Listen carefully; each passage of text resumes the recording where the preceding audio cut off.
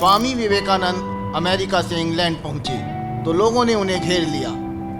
स्वामी जी के शिकागो भाषण के बाद हर किसी के मन में सनातन संस्कृति के बारे में और अधिक जानने की कुलबुलाहट थी। स्वामी विवेकानंद से मिलने वालों का तांता लगा रहता।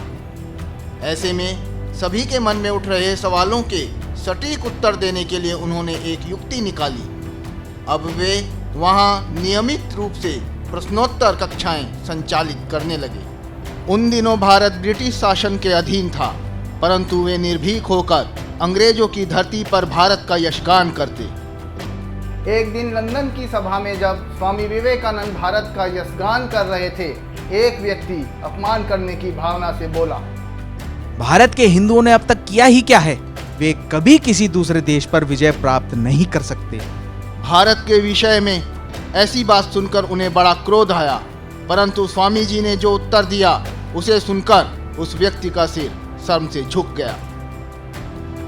नमस्ते, मैं हूं डॉक्टर प्रताप निर्भय सिंह। स्वामी विवेकानंद जयंती की आप सभी को बहुत बहुत शुभकामनाएं।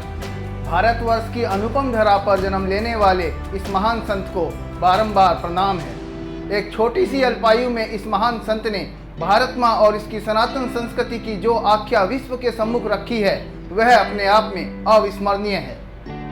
ज्ञानवान, दूरदर्शी और ओजस्वी होने के साथ साथ स्वामी विवेकानंद एक बहुत अच्छे वक्ता भी थे।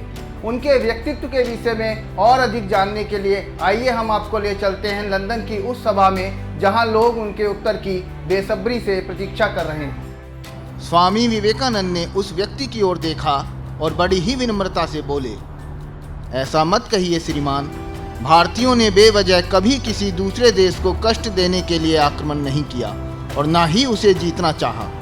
यही हमारा गौरव है। भारतवासी कभी किसी चीज को ललचाई नजरों से नहीं देखते हैं। वे कोई चोर डाकू नहीं हैं जो लूटमार करके दूसरों की चीजें अपनी बनाएं और बेकार में किसी का खून बहाएं। तभी सभा में बैठे दूसरे व्यक्ति ने कहा, यदि आपके पूर्वज मानव समाज को धर्म दान देने के लिए इतने ही उत्सुक थे, तो वे हमारे देश में धर्म प्रचार करने के लिए क्यों नहीं आए? विवेकानंद मुस्कुराए और बोले, उस समय तुम्हारे पूर्वज पत्तों से अपने शरीर को ढककर गुफाओं में रहते थे। ऐसे में हमारे धर्मगुरु उन्हें कहाँ खोजते और कैसे शिक्षा देते? ऐसे ही एक बार ईसाई धर्म को लेकर एक व्यक्ति ने उनसे पूछा, स्वामी जी, आप तो ईसाई नहीं हैं, इसलिए ईसाई धर्म के आदर्श और तत्व आप कैसे समझ सकेंगे? स्वामी विवेकानंद ने ईसाई धर्म का सनातन कनेक्शन बताते हुए कहा, तुम्हारे प्रभु ईसा पूर्व देश के ही सर्वस्व त्यागी सन्यासी थे। मैं भी उन्हीं की तरह पूर्व देश का सन्यासी हूँ और उन्हें तुमसे बेहतर समझ सकता हूँ। और मेरा तो यह मानना है कि आप लोगों ने अभी तक उनके उपदेशों को ठीक से समझा ही नहीं है। क्या उन्होंने यह नहीं कहा था कि मेरा अनुसरण करने से पहले अपना सब कुछ बांट दो? ईसा को मानने वाले आपके देश के कितने लोगों ने अपना सब कुछ बांट दिया? एक धनी व्यक्ति के स्वर्ग में प्रवेश पाने की अपेक्षा ऊंट का सुई की छेद में से निकल जाना ज्यादा सरल है। स्वामी विवेकानंद का उत्तर सुनकर उस व्यक्ति का सिर शर्म से झुक गया। वास्तव में स्वामी विवेकानंद के ज्ञान और विवेक के आगे कोई भी अपवित्र विचार वाला व्यक्ति टिक नहीं सकता था।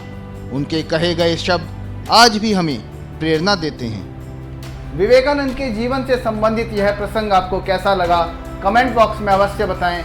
इस वीडियो को लाइक करें और चैनल को सब्सक्राइब करें।